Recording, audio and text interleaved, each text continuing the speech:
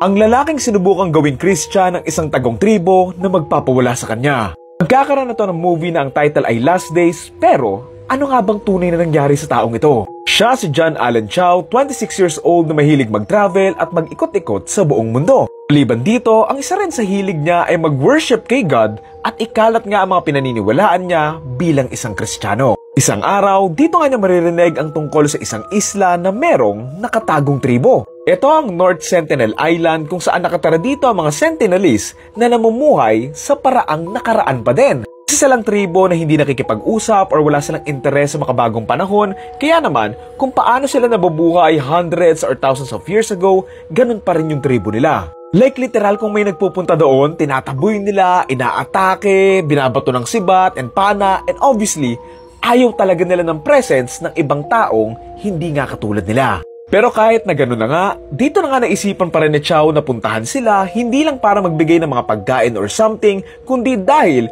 gusto niyang gawing Kristiyano ang mga tribong nakatira dito. Basically, gusto niyang maging malamajelan, ikalat yung Kristyanismo doon nga sa mga Sentinelese. Ayon pa kay Chau, naniniwala daw kasi siya na itong isla na to ay ang Satan's last stronghold on earth.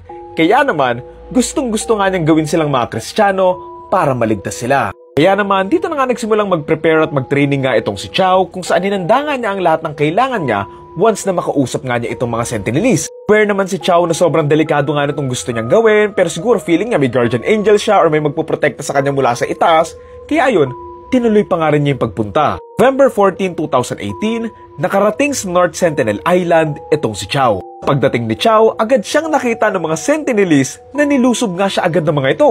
Dito na nga nagsimulang sumigaw si John ng, "My name is John! I love you! And Jesus loves you!" Pero bago siya magsimulang mag-preach about Christianity, nagsimula muna siyang tumakbo dahil dito na nga nagpaulan ng mga pana yung mga Sentinelese, kaya naman, umalis na nga lang muna si Chau. Ilang oras ang makalipas, bumalik naman agad si Chau doon nga sa isla kung saan this time, kumanta naman siya ng mga worship songs and medyo natuwa naman sa kanya yung mga Sentinelese. Siguro natutuwa sila hindi dahil nakakatuwa si Chau, kundi dahil iba yung galawan, itsura, yung boses niya kumpara sa mga normal nga na taong nakakasama nila. Kumbaga sa mga Sentinelese, etong si Chau, para siyang unggoy na may ginagawang kakaiba, kaya natutuwa lang silang panoorin nga siya. Since akala niya goods na nga siya doon sa mga Sentinelese, inabutan niya sila isa-isa ng mga Bible, pero tinapon lang nila ito at pinana pa nga.